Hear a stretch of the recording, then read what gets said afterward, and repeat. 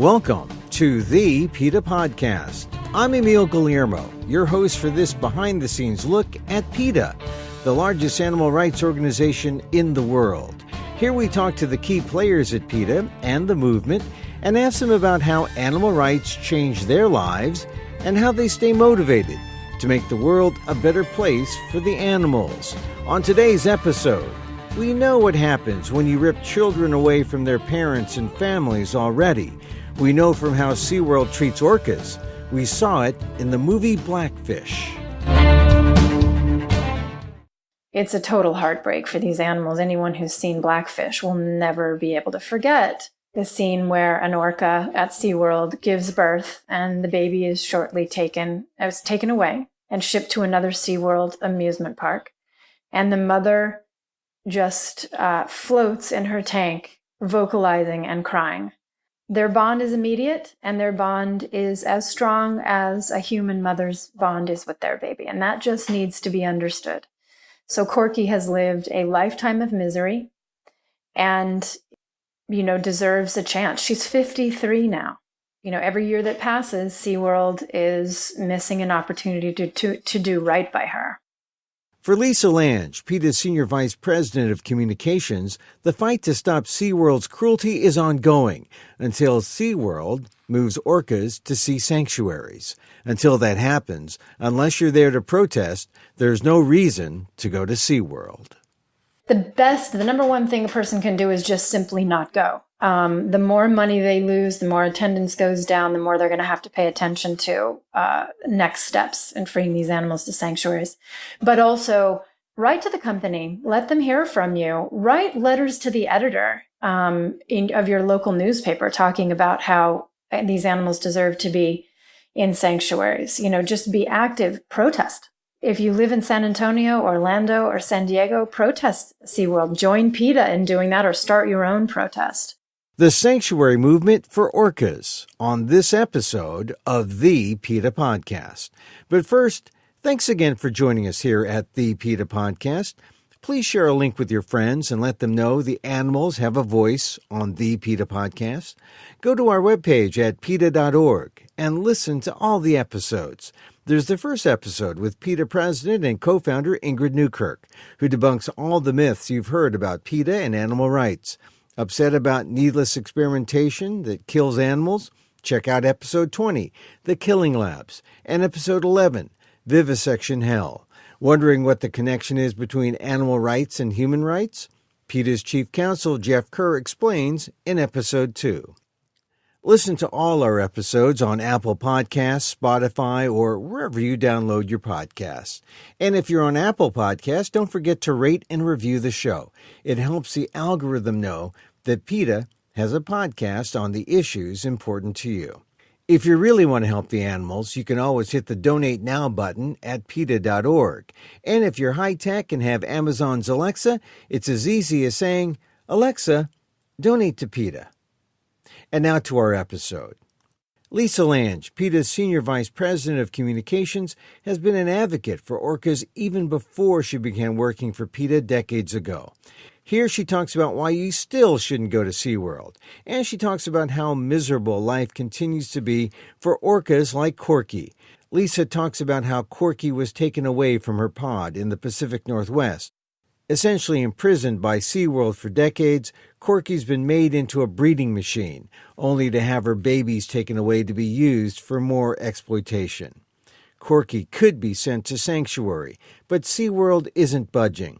Lisa explains what sanctuary could be for Corky and how it worked for orcas like Keiko, the star of the movie Free Willy. And she talks about how the pop star Pink has spoken out for sanctuaries. Sanctuary for Orcas on this episode of the PETA Podcast. Should people still stay away from SeaWorld, or is it okay to ever go back to SeaWorld? What do you tell people when it's the summer and they say, well, is it okay to go back? Well, what should we do? Yeah, we're urging people, please do not go to SeaWorld until they completely change their business model. Now, they are on the way to doing that. They're adding more rides, for example.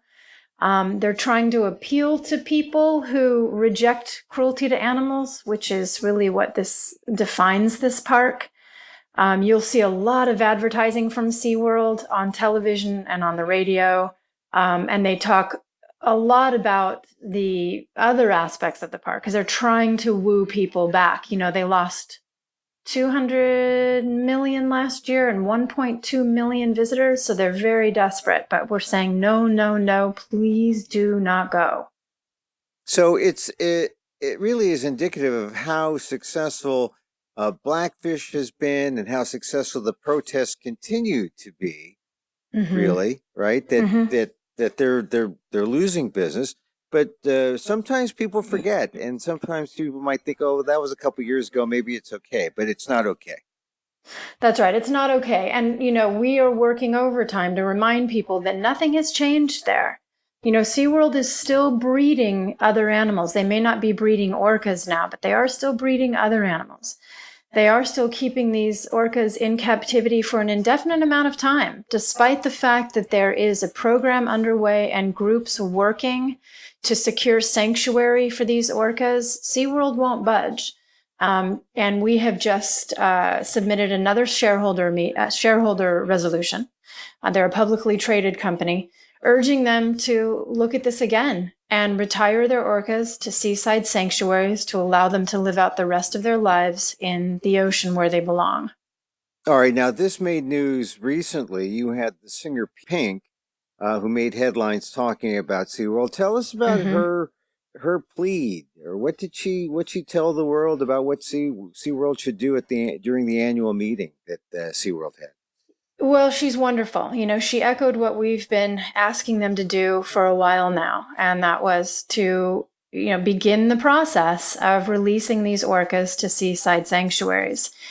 I mean, you have to understand that these animals will swim up to 140 miles a day.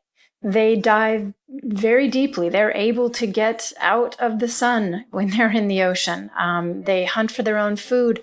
And probably one of the most important things is that they have strong, strong family bonds.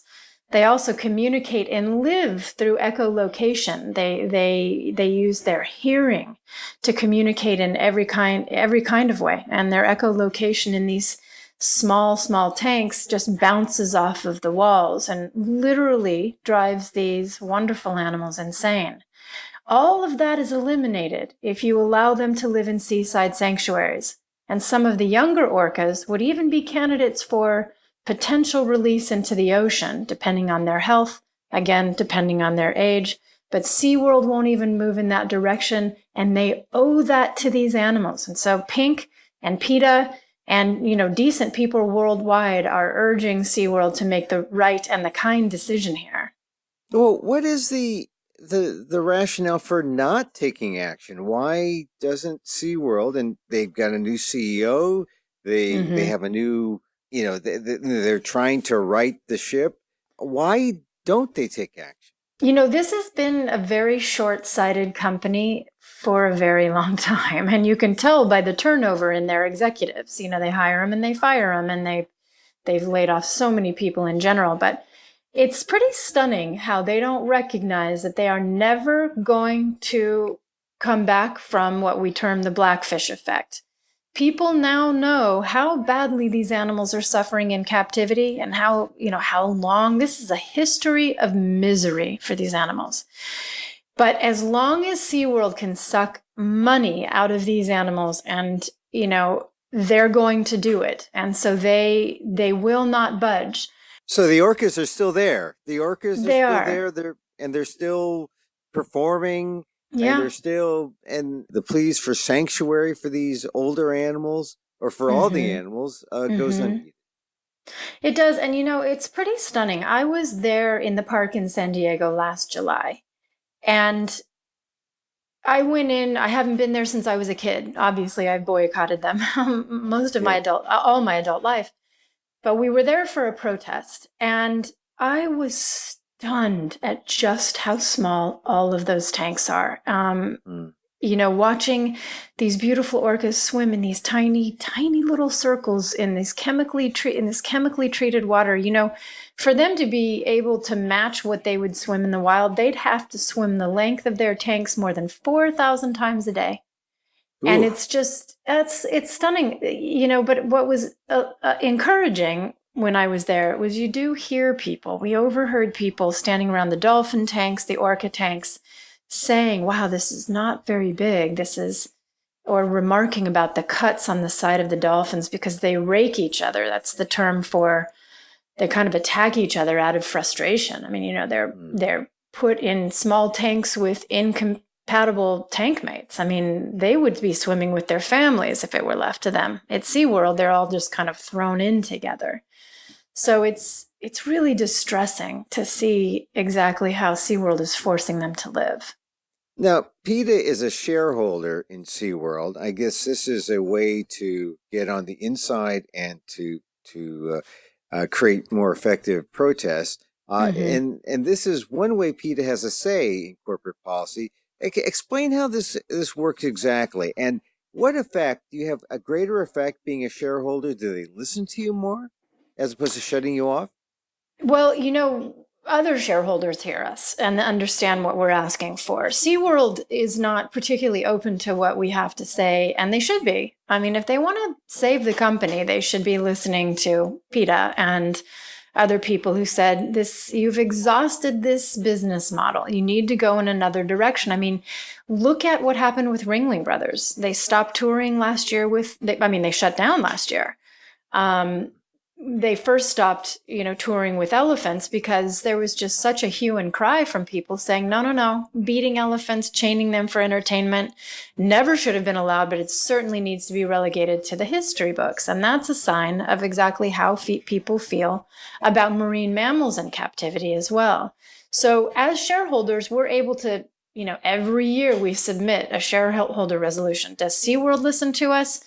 We don't really know what they're saying behind the scenes or what their next step is going to be, but publicly they're really digging their heels in, and that's going to continue to cost the company.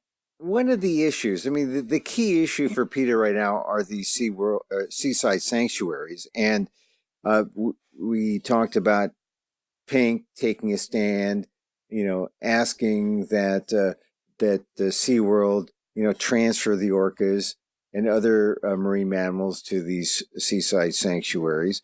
What is exactly a seaside sanctuary, and why is it such an important point for PETA and other activists to make right now?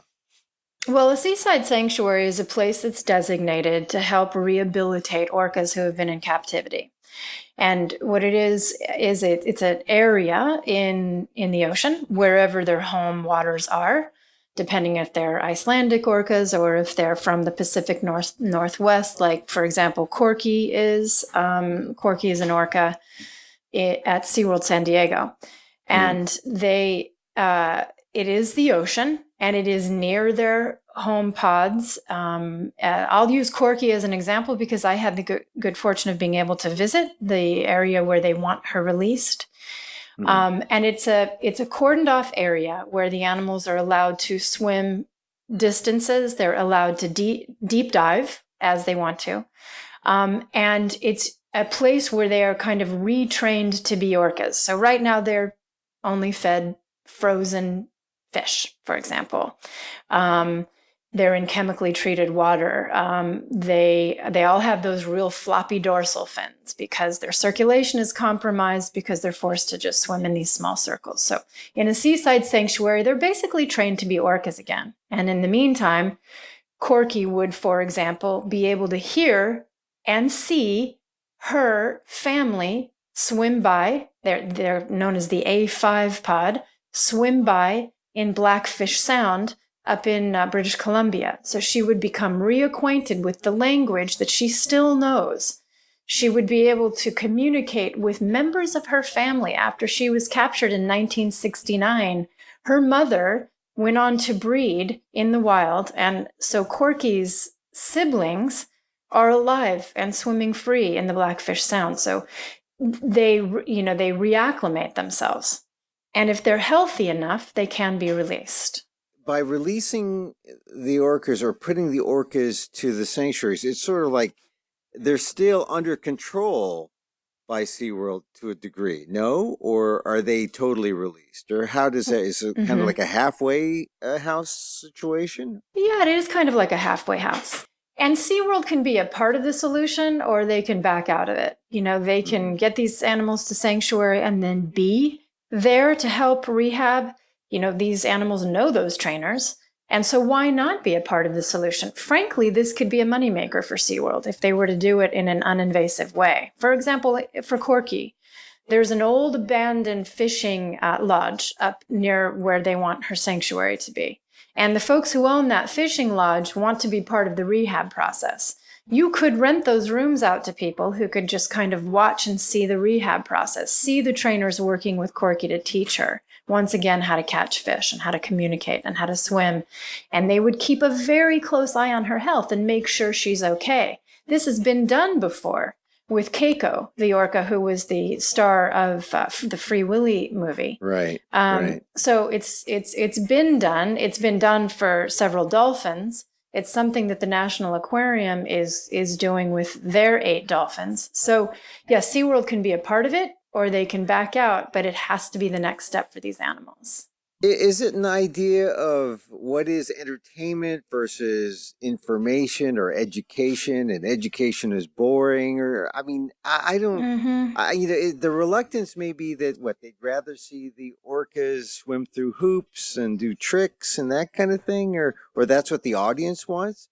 Well, that's what SeaWorld thinks. Yeah. I think that they undersell their audience. I think they don't comprehend yet that kids today are very different than when I was a kid. They now know these animals really value family. And for kids, that's important because, kids value their mom and dad and their brothers and sisters, and they understand how that's not just a human thing, that's all animals. And so you're dealing with a new group of young people who reject cruelty, this type of separation of families and forcing these animals to live in captivity. So I think, once again, SeaWorld is missing the mark here, not realizing that there's so much to be learned and enjoyed by watching these animals being rehabilitated. And boy, what it would do for SeaWorld's reputation if they were to just say, you know what, enough is enough. We have made money off of the backs of these animals for long enough. They deserve a semblance of freedom. Now, some of these orcas, they won't be able to swim in the open ocean because they've been in captivity too long. But the sanctuary allows them so much more room, companionship potentially of other orcas, to be able to feel the currents of the ocean, feel the sun on their back when they want, escape the sun when they don't want it. It is what they deserve, and the time is now.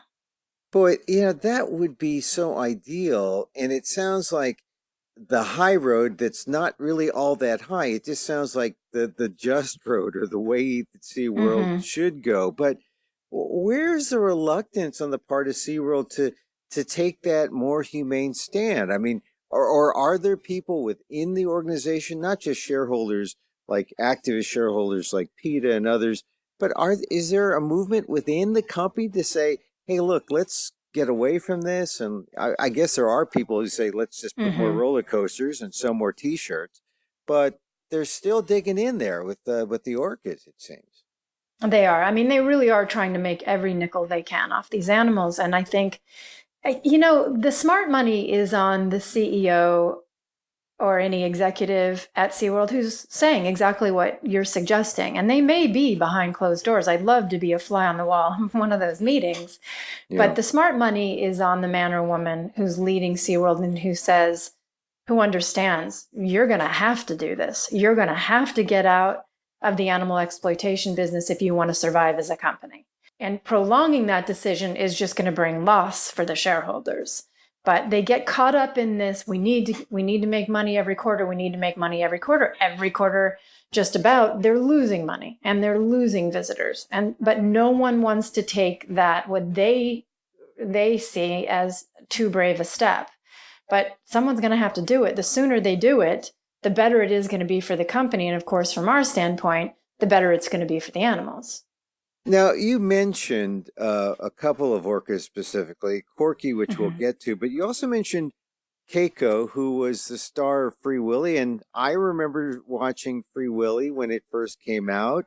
It was an orca in a SeaWorld type park who yearned for freedom. Yeah. After that film, there was a movement to free the orca who was in the film. Hmm. Keiko was that orca. Did Hmm. did Keiko was in a sanctuary, or is that what He happened? was. He was. It was really wonderful. He was, to understand just how significant his freedom was, you have to understand where he came from. He was living in a really small tank in Mexico where the water was very, very warm. And he was an Icelandic orca, and they live in very frigid waters. Mm. He was also suffering from a terrible virus, a skin virus. And so when you saw him, his entire back was just lumpy and diseased. And he also had, that real floppy dorsal fin. He was lethargic. He was very ill when they took him out of Mexico. Mm. So he was a tough candidate for release because he came sick. So they worked with him in Mexico a little bit, but what they did was they moved him to Oregon, where he was in a bigger tank. They cooled down his water. They, slowly. All of this is done with the utmost care and with a veterinarian on hand, constantly monitoring everything about the orca. So they taught him how to catch live fish again when he was in Oregon. They taught him, they tried to, they worked with him in every way. And then finally the day came and he was taken to a seaside sanctuary in Iceland where they did more work with him. And it was lovely because he had so much more room to swim, and he could dive, he could deep dive as they like to do. Then gradually they started to introduce him to the open ocean, and they took him for what they called walks in the ocean. And so he was still very bonded with people. I mean, this was an animal, that's all he basically knew, was the companionship of human beings. And so he bonded with people, and they would take him out on long walks in the ocean. And then finally, after about 5 years, they let him go. Now they tracked him, so they were able to see where he went. He swam all the way to Norway. He Hmm. still sought out companionship of people when he would see boats or he would go to the shore because he loved people at that point.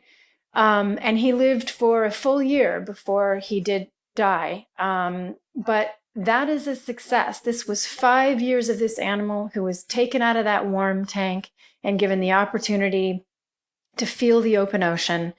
And it's a good model of what can happen. And again, I have to reiterate, he was a very sick animal when they started this process. So they deserve that. In his case, he swam for a year free, 5 years all told in a sanctuary environment.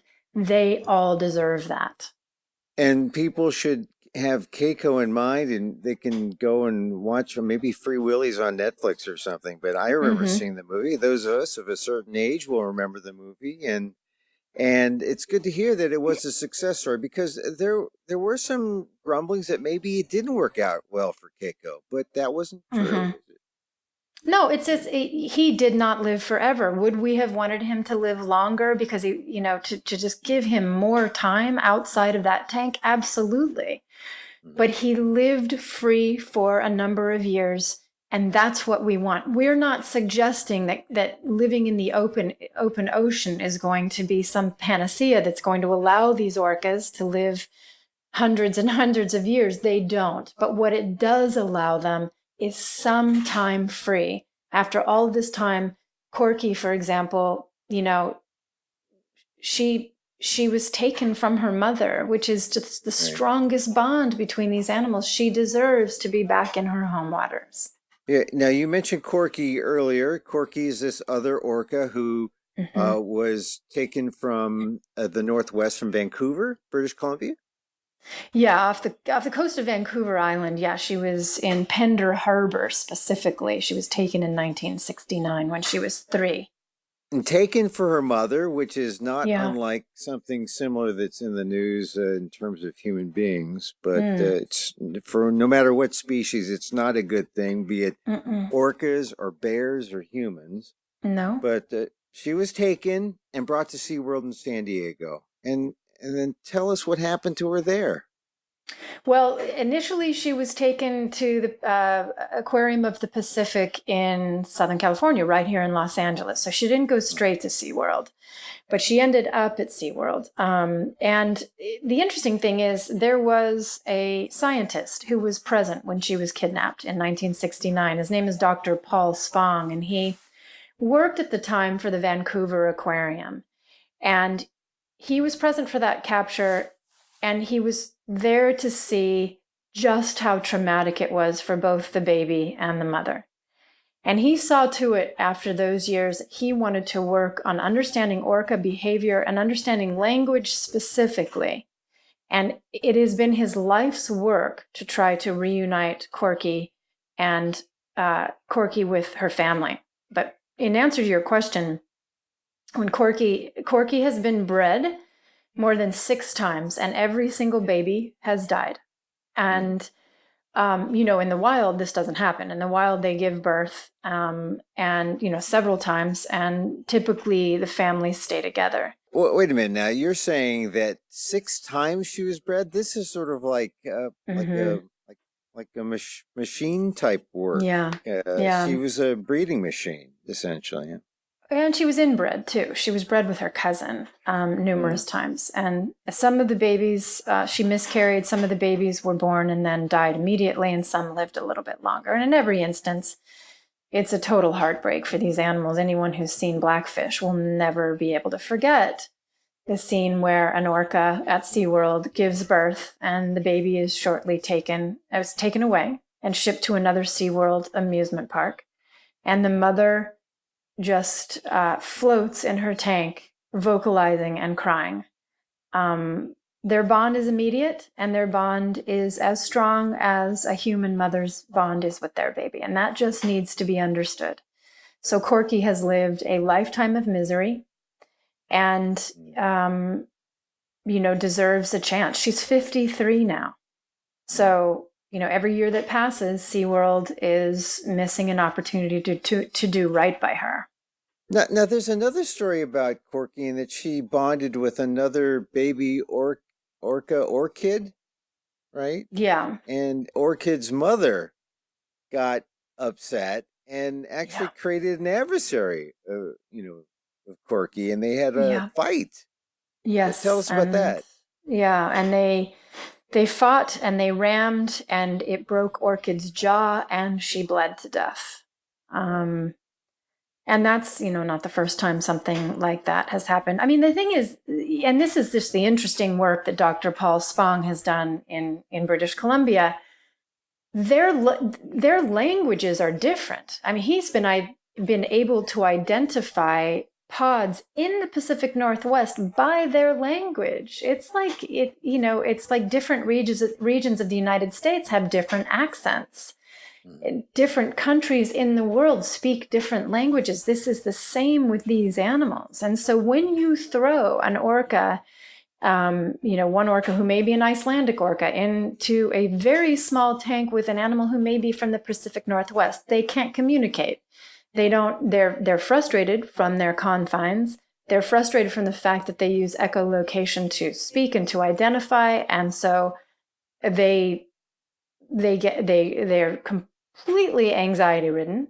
They have ulcers. They get very frustrated, and they act out, and they will attack one another. Tilikum, who was the focus of the movie Blackfish, he died at age 33, and his life was total misery. He was a massively huge male orca who was always living with incompatible orcas or dolphins, and they constantly raked him. They cut him up to the point where he was medicated so often to fight infections from the cuts on his sides. So it's just, it's misery for these animals.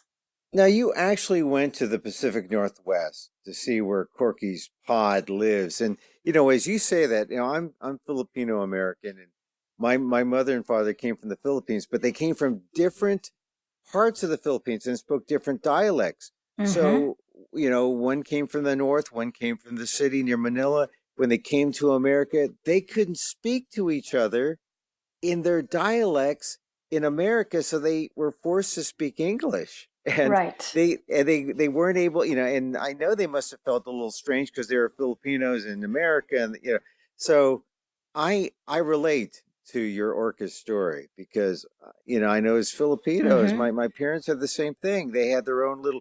I mean, there's 7,000 islands in the Philippines, and they all have different dialects, and Yes. and until they had a common language until they created a national Filipino language, they never could communicate with each other, except the closest thing at that point, because of colonization in the Philippines and coming to America and for immigration, was English, which was, Yeah. it's really the strange thing. So tell me when you get up there to the Pacific Northwest and you see Mm-hmm. the pod, tell us more about the pod up there in the Pacific Northwest, where Corky's pod hails from. Well, it's just so interesting because, Dr. Spong is set up on Hansen Island up there, and it's just the most beautiful, beautiful area. And they have microphones underwater, so they've studied the dialects of all of these orcas, and so they can tell which pod it is, not only from the identifications on the animals. So they study their dorsal fins to see, like, how big they are, the markings, where their white spots on the orcas are, but also through language. And so it's just we as humans tend to think we're the only ones who care about family. We're the only ones who have specific languages and dialects, like you were talking about, with your parents. But Yeah. that couldn't be further from the truth. And so being up there for me was such a magical experience because I've known all of this. I worked on the Free Corky campaign before I even started working at PETA more than two and a half decades ago. So intellectually I understood this, but to be there, where they swim, where they're left alone, they're allowed to just be orcas. And then of course we saw dolphins and we saw humpback whales, and they live there and they're allowed to just be who they are without encroachment. And that's really what they deserve. Why do we think it's okay to take them and throw them into tanks and then just kind of point and laugh at them as they jump and they jump through hoops? And it's just it's criminal, really.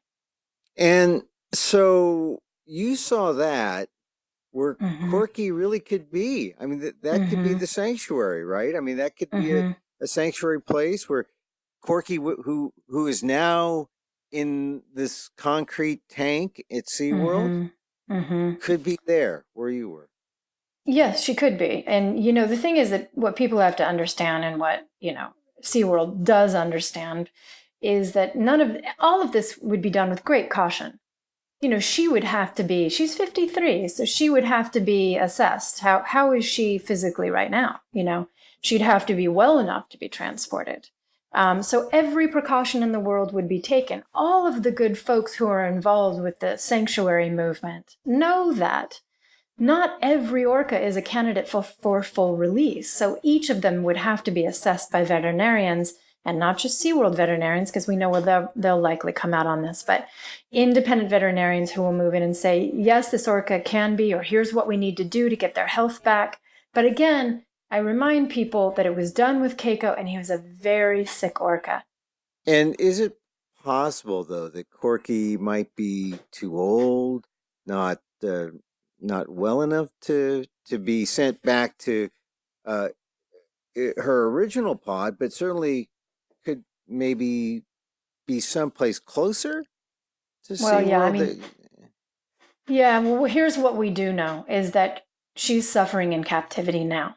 So Mhm. she is living a horrible existence now. Her quality of life is terrible. And so she deserves something better than what she has now. And she's deserved it for decades. No one is willing to play Russian roulette with her life, but she is suffering now. So the discussion has to take place, and the health assessment at least should be done. And Dr. Spong knows that he wants the best for her, but right now what she's being given is the worst possible. So let's do something. Yeah. I mean, because now we have kind of like an elderly orca population to deal with. I mean, the young orcas could probably go free to a sanctuary easier Mm-hmm. because they're younger, but the older ones, you have a generational problem that Potentially. Yeah. Yeah, potentially. But then again, where they should all be given a chance. And in a sanctuary, again, they don't have to be fully released to the ocean and left on their own. All of this is done with the utmost care and supervision.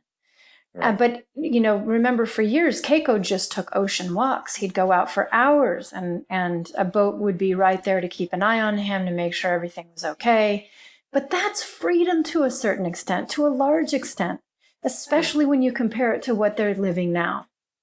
So, Lisa, what should our listeners do to help persuade SeaWorld to send the orcas to a sea sanctuary, to have sea sanctuaries be a priority in the policy of SeaWorld?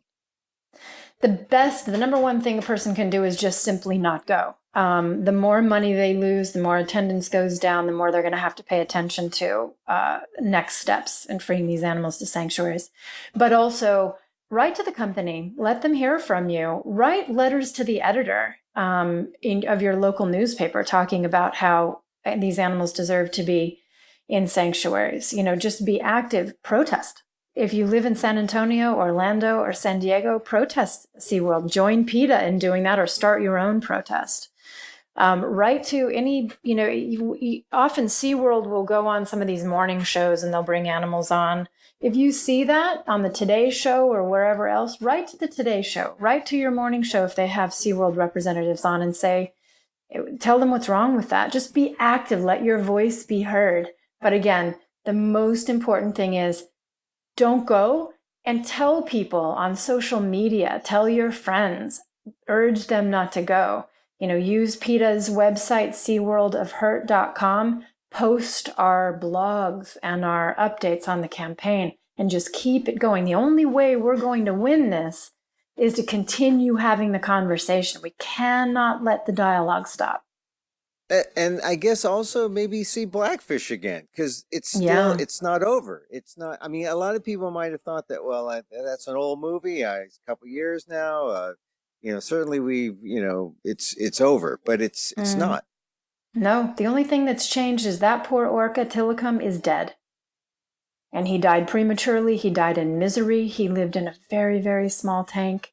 And that his entire life was tragic. I mean, do it for Tilikum. See Blackfish. I think that's a great suggestion. Go back and see it again and recognize that animal died in the misery in which he lived, but they don't all have to. Lisa Lange, Senior Vice President of Communications for PETA. Thanks for joining us on the PETA Podcast. Thank you so much.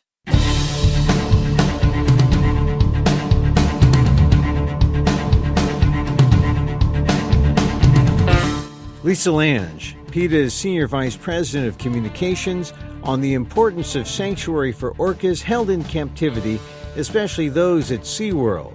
So just remember, if you're thinking about going this summer, don't go unless you're protesting. To take action on pressuring SeaWorld to release the orcas to sanctuaries, go to PETA.org or check out the links in the show notes of this podcast.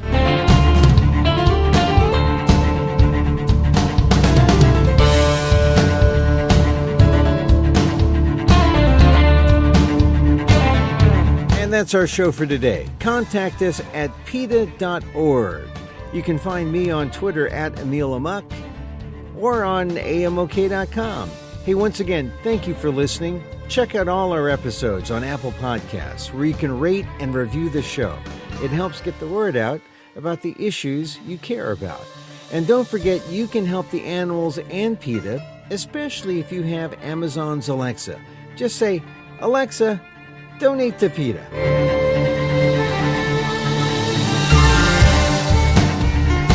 Our music is provided by Carbon Works. Check them out on YouTube. And join us again next time for more insight into animal rights and the fight for a cruelty-free world on the PETA Podcast. I'm Emil Guillermo.